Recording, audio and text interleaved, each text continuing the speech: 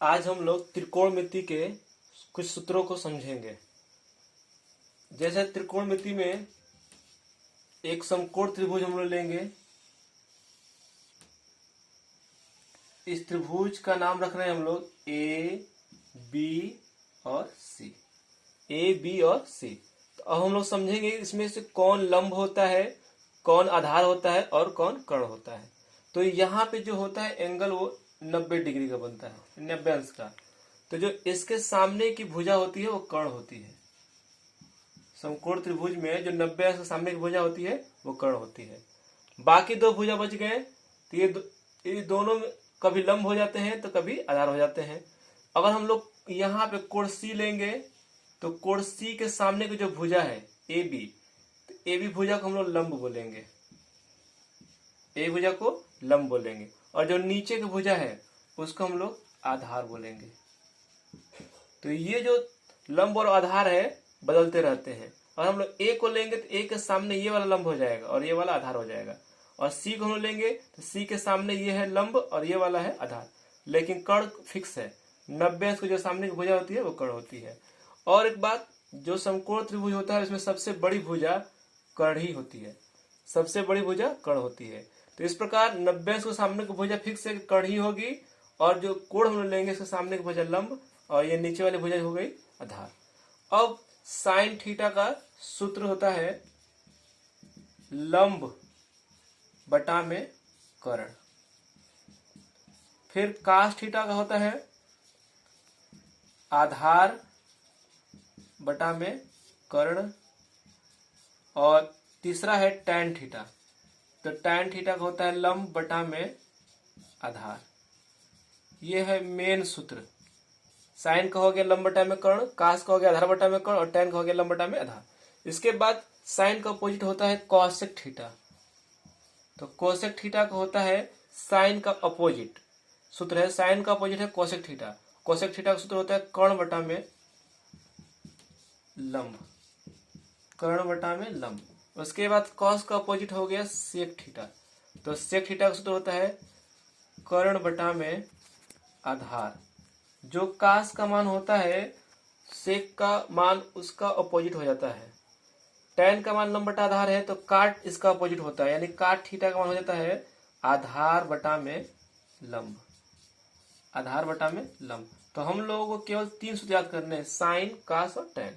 Sign का लंब बटा में कर्ण होता है, तो साइन का अगर याद रहेगा तो कोसेक को हम लोग उल्टा कर देंगे, बस कर्ण बटा में लंब कर देंगे। कास का होता है आधार बटा कर्ण, तो कास का आधार बटा कर्ण है तो सेक का कर्ण बटा आधार हो जाएगा। टैन का लंब बटा में आधार है तो कट का हो जाएगा आधार बटा में लंब। मेन हम लोग ये 3 सूत्र याद करना है। इन तीनों सूत्रों को याद करने का एक ट्रिक भी है।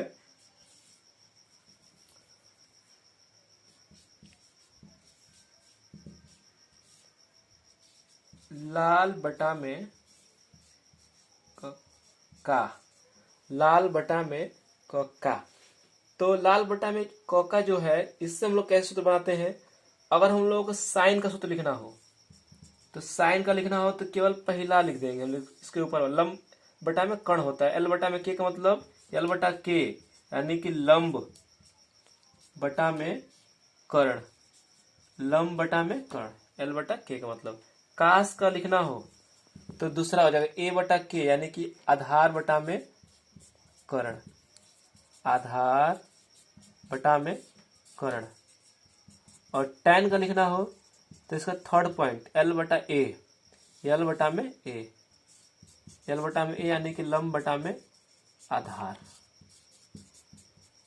लंब बटा में आधार। तो हम लोग इस तरह से भी मान निकाल सकते हैं साइन का। साइन का होता है लंब बटा में कर्ण, यानी कि एल बटा के, एल बटा के का मतलब लंब बटा में कर्ण।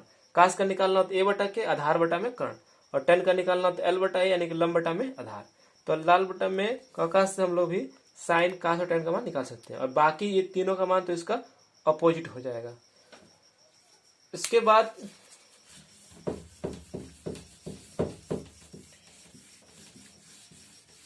कुछ महत्वपूर्ण सूत्र और हैं,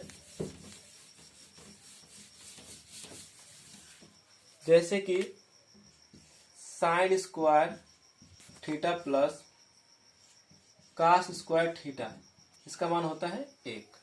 sign square theta plus cos square theta का मान होता है 1। और इसी से कास स्क्वायर थीटा का सूत्र होता है 1 minus sine square theta. Sine square theta plus cos square theta का मान 1 होता है, और यहां से हम लोग कास स्क्वायर थीटा का मान क्या पाते हैं 1 माइनस साइन स्क्वायर थीटा। बहुत इंपॉर्टेंट सूत्र है सब। और साइन स्क्वायर थीटा का सूत्र होता है 1 माइनस कास स्क्वायर थीटा।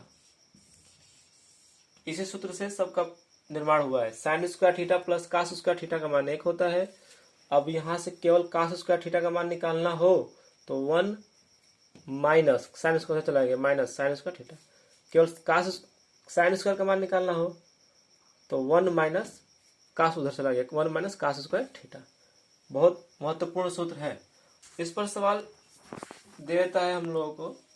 जैसे मान लीजिए कि सवाल दिया हो साइन स्क्वायर 25 अंश प्लस कास स्क्वायर 25 अंश, और इसका हम लोगों से मान पूछे कितना होगा। तो साइन स्क्वायर 25 और कास स्क्वायर 25 दिया हो तो इसका मान हम लोग का 1 होगा। क्यों 1 होगा? क्योंकि ये दोनों एंगल आपस में बराबर है। तो रूल क्या है, sine square theta plus cos square theta मान 1 होता है। तो यहाँ पर भी साइन स्क्वायर 25 धन कास स्क्वायर 25 का मान भी 1 होगा। अब मान लीजिए कि दिया जाए साइन स्क्वायर 60 अंश प्लस कास स्क्वायर 60 अंश, तो इसका मान कितना होगा? तो इसका मान भी 1 होगा। अगर हम लोगों से कह दे कि साइन स्क्वायर 11 अंश प्लस कास स्क्वायर 11 अंश का मान कितना होगा, तो इसका मान हम लोग क्या लिखेंगे 1। कुछ भी एंगल में दिया हो, बस दोनों एंगल बराबर है तो उसके मान 1 हो जाएंगे।